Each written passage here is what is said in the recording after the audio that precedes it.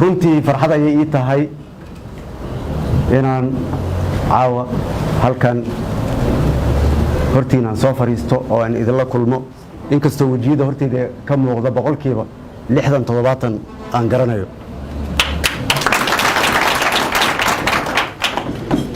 waan idinkaga mahad celinayaa sida sharafta leh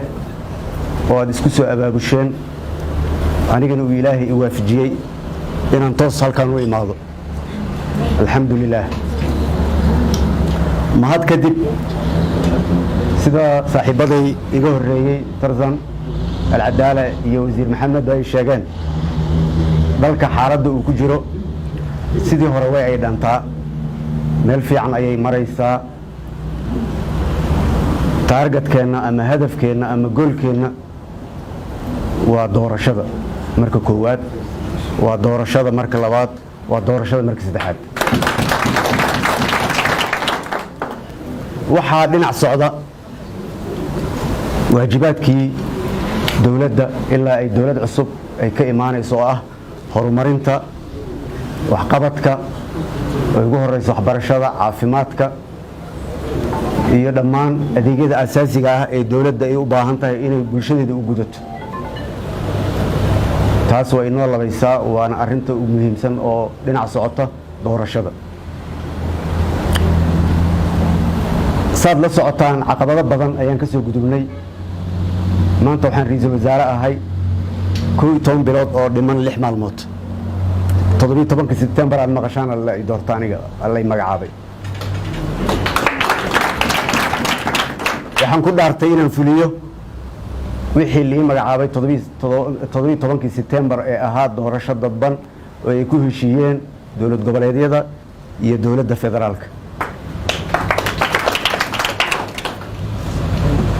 alxamdulillaah maanta doorashadii waa ay socotaa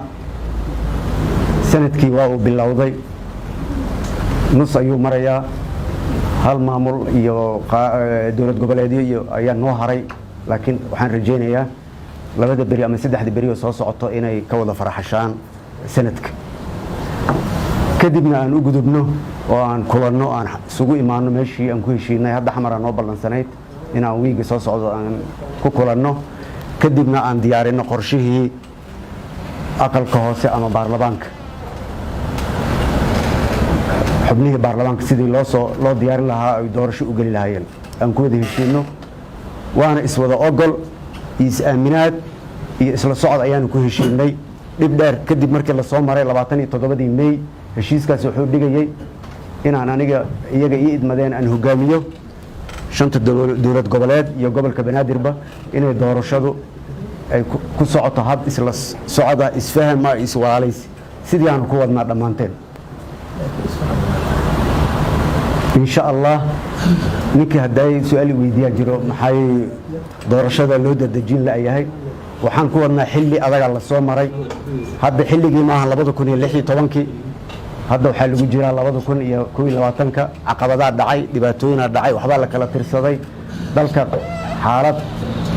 adag ayuu qarku u saarmay oo ah in civil war ama dagaal sokeeye dib loogu noqdo saa darteed waxaan ku wadnaa isla ogolki hal qof kuma degdegayo laba qof kuma degdegayso waa in la socdaa oo la ogolaada waxna heshiis lagu yahay sidaasaan ku wadnaa waxa marka baahinta keenayna waa taas midda kale dhinac socotana waa dhaqaalihii doorashada saad la socotaan doorashadan waa ka duwan tahay doorashadii hore degmooyinka halay ahayd 2016 hadda waa labo dadka gudiyada wax dooranayo waxay ahaan jireen 51 maanta waa 101 marka wax kasta waxay noqdeen laba laab Soomaan marka waxa loo baahan yahay taxadar iyo in si miisaaman looga fikiro dhaqaalaha ku baxayo lacag waxaan ku qiyaasnay 26 milyan ah wali inteeda badan nooma soo xaroonin hadda 7 milyan iyo anaga dhinacayna qayb ka imaanayso ayaa diyaarinay inta kalena markaan isku imaano oo aan ku heshiino qaybtii labaad ee baarlamaanka ayaan iyadana war ka soo saareynaa sidaan hore ugu sii socon lahayn laakiin dhammaanteen way naga wada go'an tahay waxaa soo hartay wada shaqaynta xukuumadda iyo madaxdeeda waxaa la yidhahdaa doqoni meeshii lagu dagaashay ogeeday meeshii lagu heshiiyey ma oga waa heshiisaan nahay dalkaas haddaan heshiis lahayn ma soconayo dalkaas qarow ka sii dhacaya aniga madaxweynaha dhammaan waxaa waajib naga saaran yahay inaan dalkaas doorasho gaarsiino annagoo wada soconno si nabad ah oo xasilooni ku jirto oo isfaham ku jiro dhammaanteenna dalkaas ayaan u shaqaynaa dalkaas ayaa naga weyn wax caqabada ama wax iskhilaafa ma jiro warqadaheenna waad aragteen taydina waa akhriseen soo maahan cid aan ataagay iyo cid aan ka soo horjeedo malahan wada shaqayntan waa waajib weyn taasaasaan uga baxayaa xiriirka kenya iyo soomaaliya dalkan waxaan ku noolaa 13 sano 11 biloodaan ka maqanahay soo maahan waan ogahay soomaalida ku nool dhaqaalaha naga yaallo caloosheenna waay xoolaheenna yaallo dadkeenniyaa yaallo indhaheenniyaa yaallo wax kastaa yaallo qof arkay keliyahana fahmi karee qof waddamada yurub jooga ama waddamada kale afrika jooga ma fahmi karo waxa halkan naga yaallo saa darteed anoo taas og ayaa waxaan go'aansaday u istaagay inaan isku dayo inaan soo celiyo xiriirkii labada dal ka dhexeeyey soomaaliya iyo kenya xiriirkaas oo ku salaysan mid siyaasadeed mid dhaqaalo mid amni waxaan idiin sheegayaa waxaan hadda u imid halkan inaan wax saxiixa uma imaan laba reeroo deris ah aan tusaale u soo qaadanaya laba guri isku dhegan oo laba cidood degan yihiin markay isdagaalaan cusbada iyo ciidda iyo cusbada iyo saliidda may kala qaataan mise marka hore waa la dhayaa marka hore dhaawaca la dhayaa soo maaha aniga dhaawacii inaan dhayaan halkaan u imid uma imaan cusbo iyo sokor iyo saliid inaan kala bedelano saa darteed waxaan rabaa inaad ogaataan inaan wax saxiixo halkaan uma imaanin waxaan kaloo rabaa shacabka soomaaliyeed meel kastoo ay joogaan inaan u sheego wiilka iyo gabadha gaariso joogo wiilka iyo gabadha kismaayo jooga jigjega jooga muqdisho jooga hargeysa jooga garoowe jooga jabuuti jooga dhammaantood waxay ka midaysan yihiin gaalkacyo iyo hobyo jooga dhammaantood waxay ka midaysan yihiin dhulka cirka iyo badda soomaaliyeed waa lama taabtaan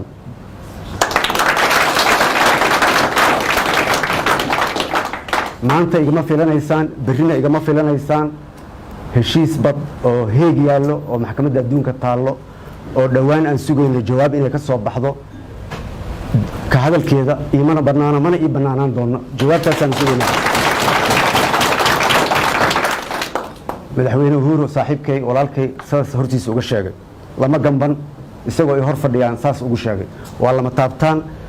meeshaas ayaana jawaab ka sugaynaa laakiin shacabka soomaaliyeed waxaan u sheegayaa waxyaabaha saaxiibaday labadan beri alcadaala maxamed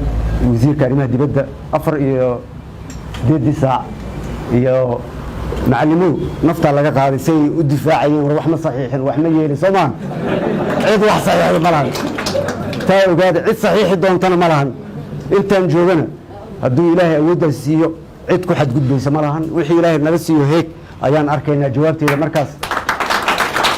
ayay u taallaa wixii ka soo baxa dowladda soomaaliyeed oo hadda joogta ama haddii ku soo aado dowladda cusub oo dhalanayso waa hawl u taallo waxaan maqli jiray soomaalida 100% waa muslim soo maahan markii la isqabto mid kale raba in la xumeeyo waxaa la yidhahdaa murtad soo maahan markii siyaasadda la raba in la iska xumeeyo waxaa la yidhahdaa baddu soo saxiixaya